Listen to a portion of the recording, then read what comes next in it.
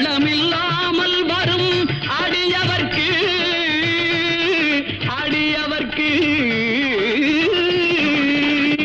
கள்ளமில்லாமல் வரும் அடியவர்க்கு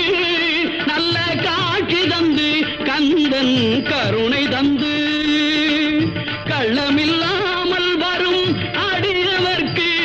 நல்ல காட்சி தந்து கந்தன் கருணை தந்து வள்ளி தெய்வானையுடன் அமர் சோலை வள்ளி தெய்வானையுடன் அமர் சோலை தங்கமயில் விளையாடும் பழமுதிர் சோலை மயில் விளையாடும் பழமுதிர் சோலை